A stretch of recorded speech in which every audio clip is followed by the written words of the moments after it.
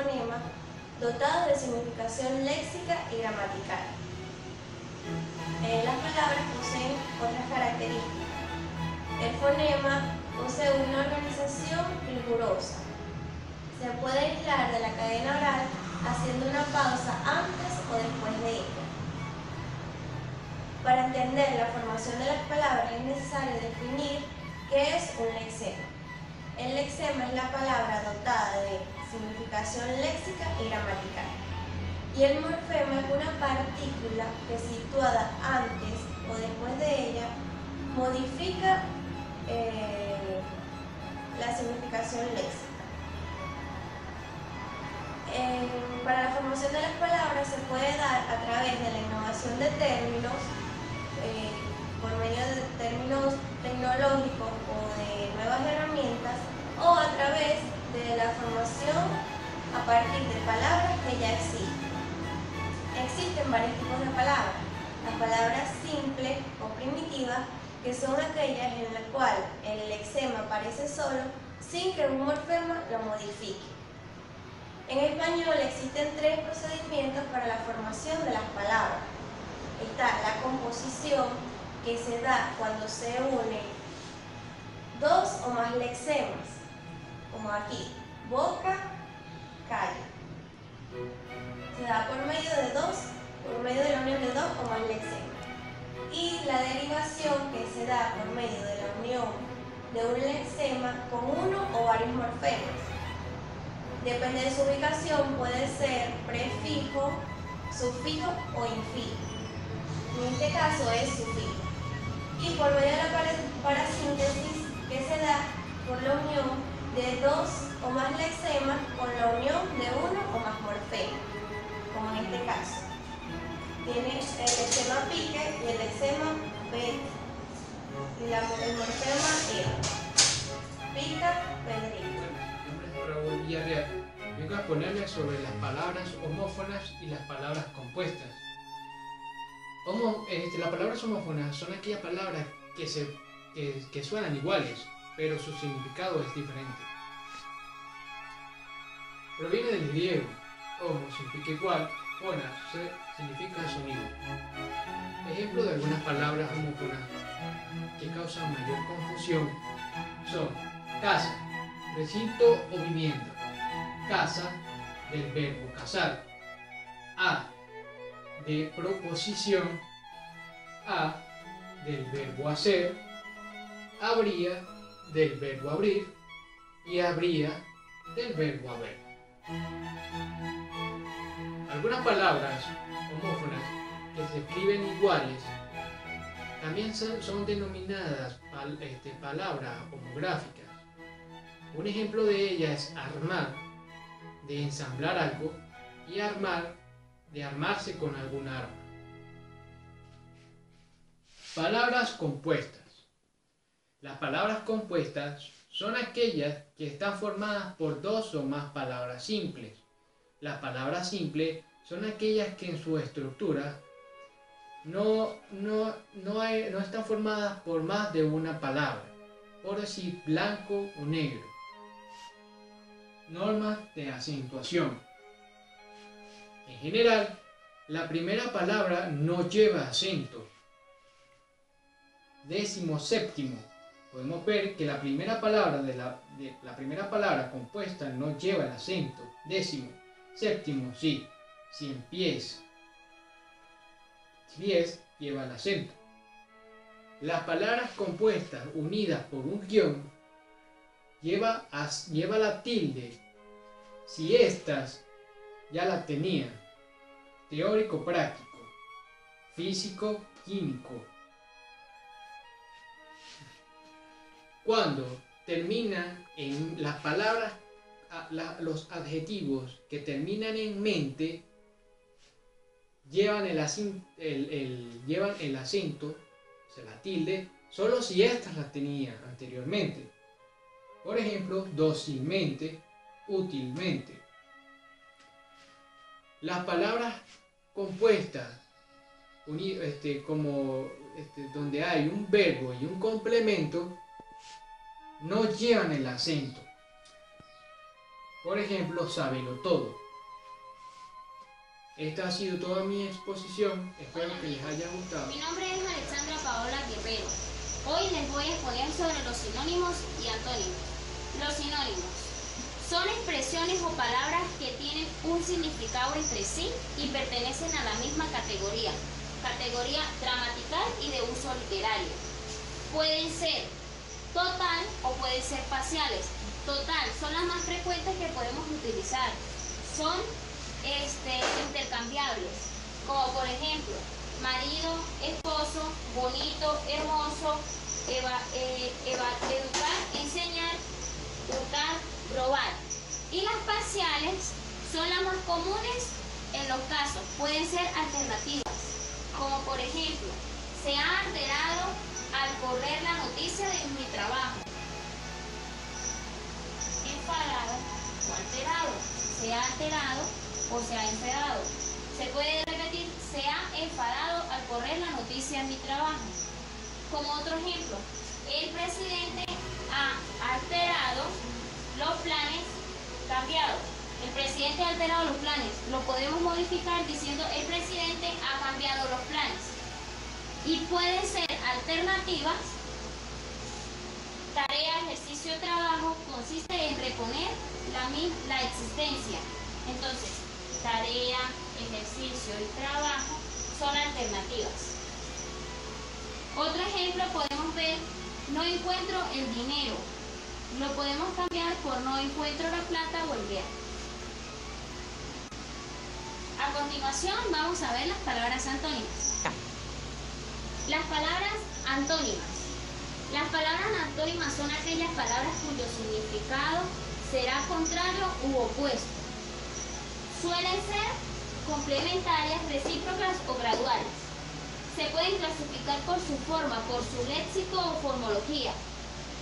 Ejemplos: abrir, cerrar, bonito, feo, frío, caliente. En el uso literario de las sinónimas y de las antónimas, el uso literario en las sinónimas como uso retórico se utiliza en una figura llamada amplificativa. Consiste en utilizar muchas voces. Se utiliza son contradictorias, amplificativas, palabras de su significado parecido para reforzar una idea.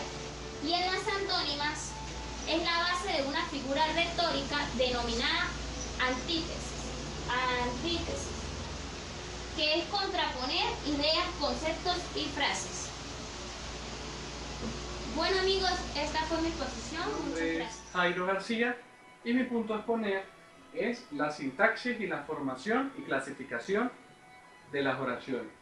La sintaxis viene del latín sintaxis con Y o Y, del cual viene del griego, que significa coordinar. Entonces quiere decir que la sintaxis es la forma de coordinar cada palabra para poder formar una oración. Tenemos entre los sintagmas o la división de la sintaxis, tenemos el sintagma nominal, cuyo núcleo está en el sujeto, el sintagma verbal, cuyo núcleo está en el verbo, sintagma adjetival, cuyo núcleo está en los adjetivos, sintagma adverbial, cuyo núcleo se encuentra en los adverbios, y sintagma preposicional, cuyo núcleo se encuentra en las preposiciones. Cada uno de ellos le da una función a la palabra, un sintagma a cada palabra para poder formar una oración. Y como siguiente punto tenemos la clasificación de las oraciones. Se clasifica según su estructura, según la actitud del hablante y según la naturaleza del predicado. Según su estructura tenemos bimembre y unimembre. Las bimembres se clasifican en simples y compuestas. Las simples son aquellas oraciones que tienen un solo verbo. Las compuestas son aquellas que tienen dos o más verbos dentro de una misma oración. Y las unimembres son aquellas que no se clasifican según una estructura determinada, sino que son impersonales o nominales. Tienen solo o no tienen sujeto o tienen solo sujeto. Y como segunda tenemos la actitud del hablante, que serían oraciones enunciativas que dicen algo objetivamente. Las oraciones afirmativas, como su nombre lo dice, el hablante lo que hace es afirmar. Las oraciones negativas, como su nombre lo dice, el hablante lo que hace es decir alguna negación. Las interrogativas, que sirven para obtener algún tipo de información en forma de pregunta. Estas se dividen en directas o indirectas. Las directas son las que van entre signos de interrogación y se dividen en totales o parciales. Las totales serían las preguntas cerradas, las parciales serían las preguntas abiertas y las indirectas son aquellos tipos de preguntas que no necesariamente tienen signos de interrogación.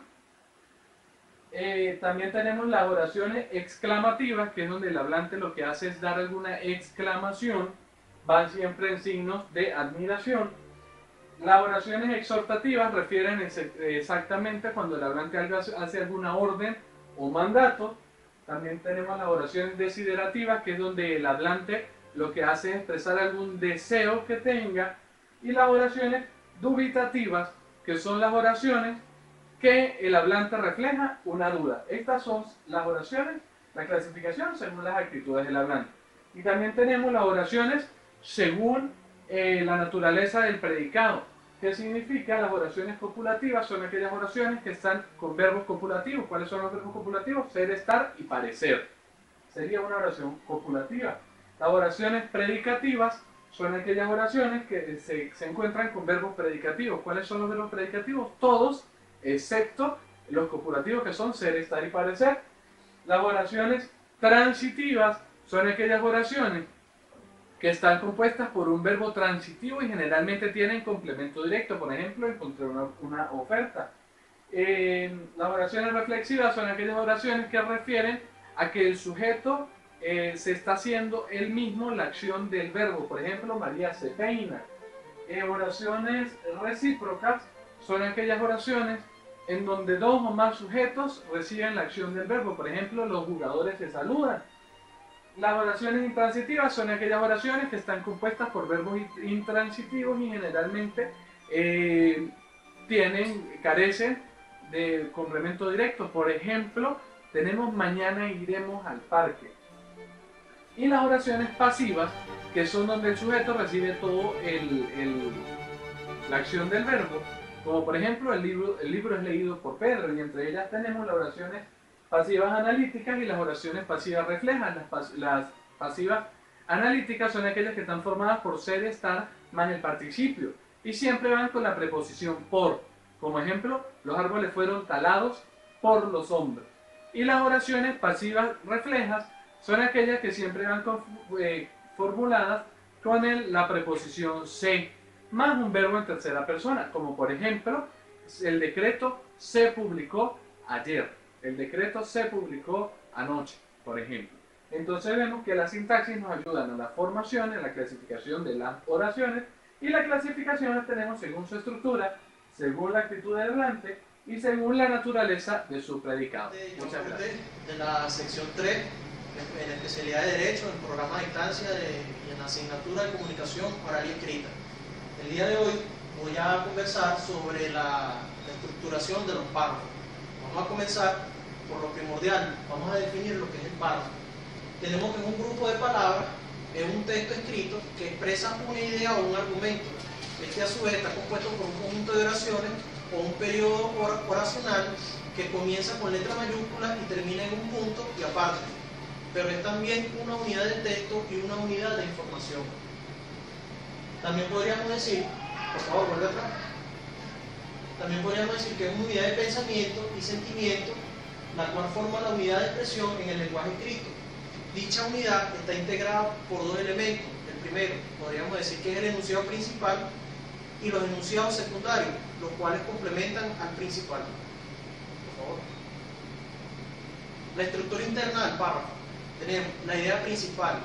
La estructura interna está constituida por las proposiciones que desarrollan la idea principal o central. Según esto, tenemos que el párrafo es una unidad de pensamiento textualizado. El párrafo está constituido por una idea o una oración principal que puede ser distinguida fácilmente, ya que enuncia la parte esencial de la cual dependen los demás. Es posible decir también que es entonces la oración lo principal o lo principal que posee es un sentido esencial dentro del párrafo. Las ideas secundarias. Tenemos que complementar la oración principal y definen los atributos y cualidades de la idea principal. Son las ideas que acompañan o modifican la idea principal. La oración principal debe ser precisa y englobante, mientras las secundarias amplían, aclaran o modifican la idea principal. Por favor. La estructura externa del párrafo. La estructura externa del párrafo está constituida o formada por la parte gráfica, es decir, un párrafo se ve como un bloque de oraciones compacto, separado de los demás párrafos por medio de expresiones o de espacios en blanco y por signos de puntuación, el más común de los cuales es el punto y aparte. Aquí es breve hacer la connotación o la aclaratoria, que es el más utilizado, como dije anteriormente, ya que nos va a permitir, a pesar de que manejemos la misma idea, hacer las subdivisiones en cuanto a lo que definiremos como las cuartillas. De lo anteriormente expuesto, de lo anteriormente deducido, se puede decir que es un texto escrito, ya que tiene tantos párrafos como bloques separados, y que estos a su vez, por lo general, terminan en un punto y aparte, o en punto suspensivo, exclamativo o de interrogación. Por favor. Las características de los párrafos. Tenemos en primer orden la oración principal, la oración secundaria, la unidad y coherencia. La oración principal, el párrafo está constituido por una oración que puede ser distinguida fácilmente. Esto podríamos deducir que enuncia la parte esencial de la cual dependen los demás. Es posible decir entonces que la oración principal posee un sentido esencial del párrafo. La oración principal puede aparecer en el texto de forma implícita o explícita. Oraciones secundarias pueden ser de dos tipos. Primero, de coordinación o de subordinación. Las coordinadas son aquellas que están unidas mediante conjunciones y poseen en sí mismas un sentido completo. Son subordinadas aquellas, por otra parte, que solo adquieren sentido en función de otra. Unidad y coherencia.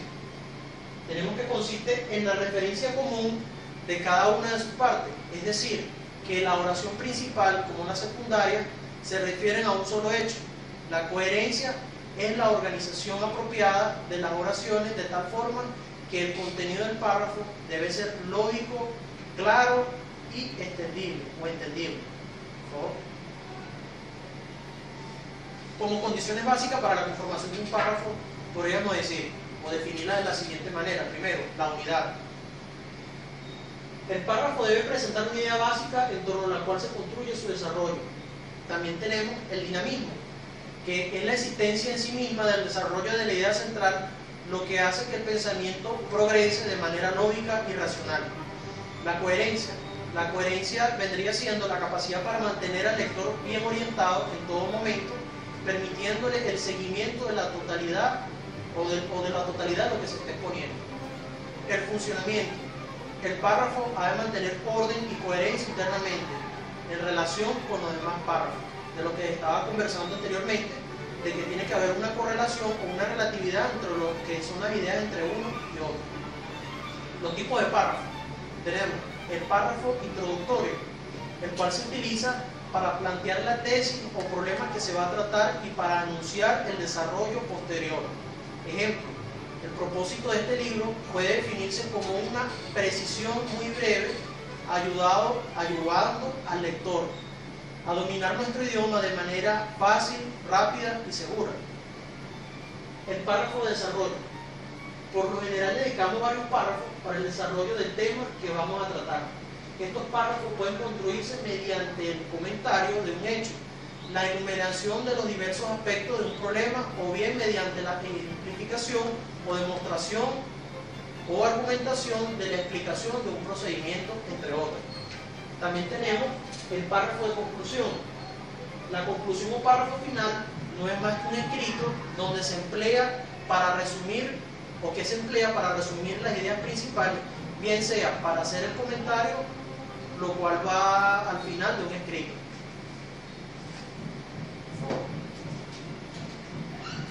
Tenemos los párrafos narrativos, parte de atrás.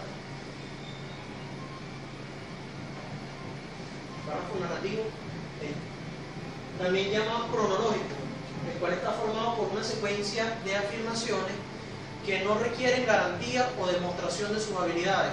Es típico de una noticia, una crónica o un cuento en el que se pongan hechos de orden cronológico. Los párrafos descriptivos se presentan a través de las palabras como la capacidad sensomotora de un ser humano.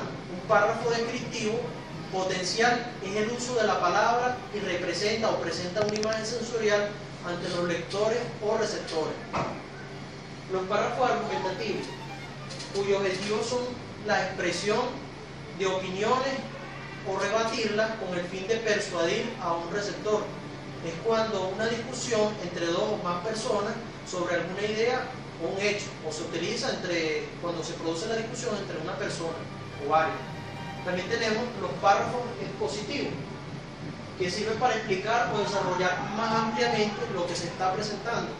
Estos suelen ser más extensos y abundantes, dependiendo de la capacidad o complejidad del tema, del concepto que se esté explicando. Finalmente, para ir concluyendo, tenemos que la importancia del párrafo radica ya que funciona en un escrito como la palabra en una frase, como el capítulo en una novela o como la estrofa en un poema. Sirve para estructurar el contenido del texto y para mostrar formalmente esta organización. Es decir, es la unidad de información y significado textual. Por eso es importantísimo que los párrafos estén bien estructurados en un escrito. De no ser así, la claridad se verá dañada y el lector sería incapaz de sacar una idea precisa de lo que se está queriendo decir. La forma de darle claridad y veracidad a un contenido se establece a través de los párrafos y su estructuración. De allí su importancia en la conformación o en la formación de cada tema. En la parte de atrás, por favor, la lámina de atrás. Adelante. Los tipos de párrafos. Aquí vamos a presentar brevemente un esquema explicativo de los tipos de párrafos. Tenemos de enumeración, de comparación o contraste, de desarrollo de un concepto, de solución y de causa. También podemos proyectar lo que son los ejemplos de un párrafo. Por favor, la siguiente lámina. Aquí se puede apreciar que comienza con una sangría desde el margen, puede llevar un punto y seguido en el primer párrafo y finaliza con el punto y aparte, como le dije anteriormente, para pasar a la segunda cuartilla o al segundo párrafo, que también va a llevar su sangría, puede contener los respectivos signos de puntuación, incluyendo punto y seguido, y como observamos, lleva el punto y final. Siguiente lámina, por favor. Aquí podemos apreciar brevemente, no sé si será visible, el modelo de estructura de un párrafo. En el párrafo 1 se observa el punto y seguido, tomando como referencia los signos de puntuación, el punto y aparte para la finalización, de igual manera en el párrafo 1. Siguiente. Bueno, esto es todo en la exposición del punto que me tocó a mí, en lo que es la conformación de un párrafo. Espero que sea de gran ayuda. Muchas gracias.